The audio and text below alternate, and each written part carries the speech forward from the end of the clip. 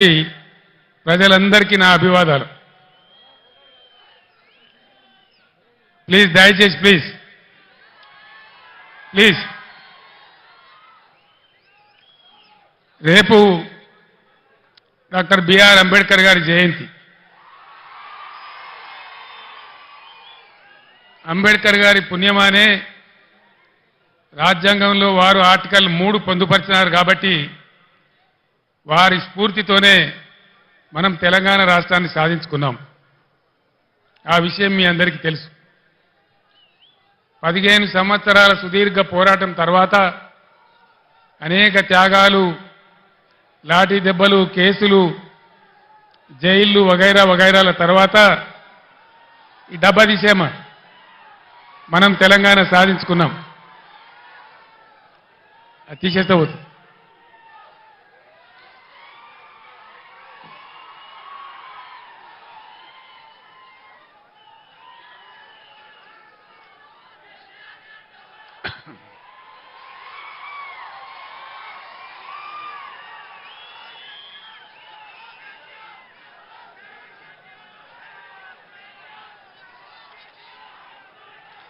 ఈ సందర్భంగా మనందరి పక్షాన, యావన్ తెలంగాణ సమాజం పక్షాన నేను తెలంగాణ రాష్ట్ర ప్రజల పక్షాన అంబేద్కర్ గారికి హృదయపూర్వకమైన నా నివాళి అర్పిస్తా ఉన్నాను. అది మామూలుగా ఉండకూడదని, ఈ భారతదేశంలోనే ఎక్కడ లేనంత సమున్నతమైన గౌరవాన్ని అంబేద్కర్ గారికి ఇవ్వాలని మనం 2 పనులు చేసినాం. 125 ఫీట్ల అంబేద్కర్ గారి విగ్రహాన్ని హైదరాబాద్లో నెలకొల్పి దేశానికే సమున్నతమైనటువంటి గౌరవం వచ్చే విధంగా ఒక మంచి పని మనం చేసుకున్నాం. అంతేకాదు ఇప్పటి వరకు స్వతంత్రం వచ్చిన ఈ 75 ఏళ్లలో ఏ రాష్ట్రంలో ఎవరు కూడా చేయనటువంటి పని మన రాష్ట్ర సెక్రటేరియట్కే డాక్టర్ బిఆర్ అంబేద్కర్ సెక్రటేరియట్ అని కూడా మనం పేరు పెట్టుకున్నాం. ఇది మనం ఆ మహనీయునికి అర్పించినటువంటి నివాళి. ఇక్కడ నేను మీ అందరికీ ఒక మాట మనవి చేయదలుచుకున్నా. ఇక్కడి నుంచి, ఈ చేవేళ్ల సభ నుంచి యావత్తు తెలంగాణ రాష్ట్ర ప్రజలకు కూడా ఒక సందేశాన్ని ఇవ్వదలుచుకున్నా. రాజకీయాలు వస్తుంటాయి, పోతుంటాయి, ఎన్నికలు కూడా వస్తూ ఉంటాయి, పోతూ ఉంటాయి. కానీ ప్రజానీకానికి రాష్ట్ర ప్రభుత్వం అంటే ఒక ధీమా, ఒక ధైర్యం, మా ప్రభుత్వం ఉంది, మమ్మల్ని ఆదుకుంటుందనేటువంటి ఒక విశ్వాసం అనేది ఉండాలి. ఎక్కడైనా ప్రజలు ప్రభుత్వం నుంచి కోరుకునేది అదే. ఒక ఆయన కొద్దిగా ఎక్కువ జరగచ్చు, ఒక ఆయన కొద్దిగా తక్కువ జరగచ్చు. కానీ యావత్తు రాష్ట్ర ప్రజానీకానికి ఉండాల్సింది ఒక ధీమా, ఒక ధైర్యం, ఒక ఆత్మవిశ్వాసం. మమ్మల్ని అన్ని విధాలా ఆదుకునే మా ప్రభుత్వం ఉంది అనేటువంటి ఒక గౌరవమైనటువంటి భావం ప్రభుత్వం ఎడల ఉండాలి. ఈ మధ్య ఎన్నికల్లో నేను చాలా సభలలో చెప్పినాను, ఓటు వేసే ముందే చాలా జాగ్రత్తగా ఆలోచించాలి, ఏమాత్రం దెబ్బ తగిలినా చాలా పెద్ద పొరపాటు అయిద్దని చెప్పినాను.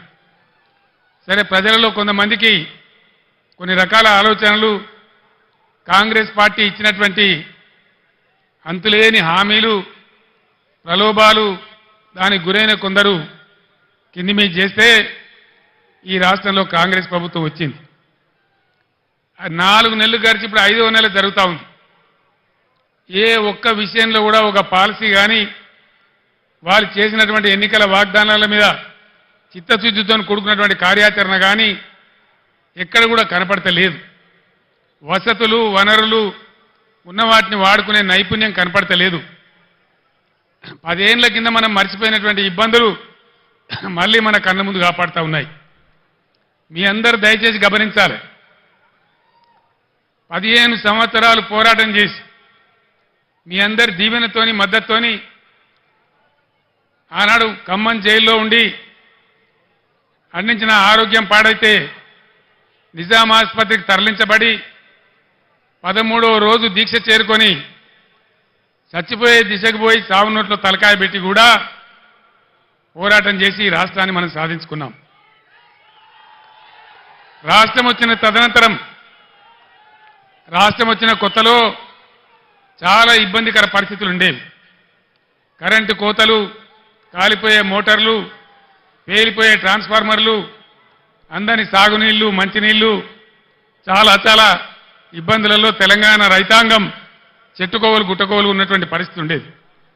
దాన్ని నివారించాలని కోడి రెక్కల కింద తన పిల్లలను కాపాడుకున్నట్టు రైతాంగాన్ని మనం కాపాడుకున్నాం.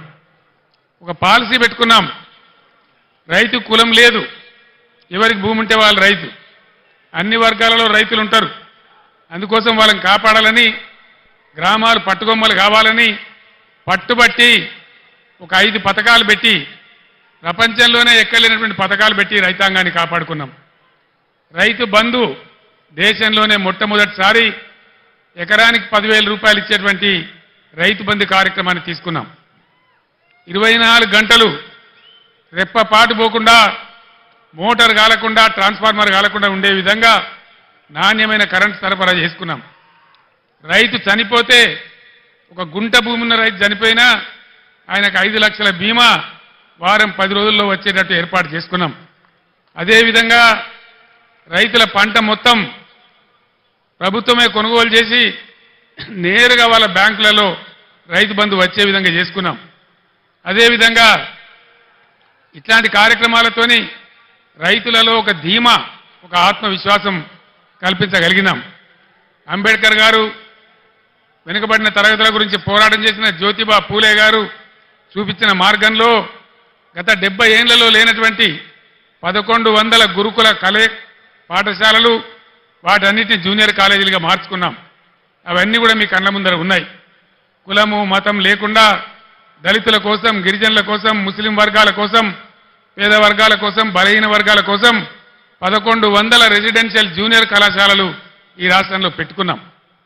దళిత బిడ్డలు, బీసీ బిడ్డలు, ఓసీ బిడ్డలలో కూడా నిరుపేదలు, గిరిజన బిడ్డలు ఎవరు కూడా విదేశాలకు పోయి చదువుకుందామంటే 20 లక్షల రూపాయల ఓవర్సీస్ స్కాలర్షిప్ ఇచ్చుకున్నాం. ఈరోజు ఇవన్నీ కూడా మాయమైనాయి.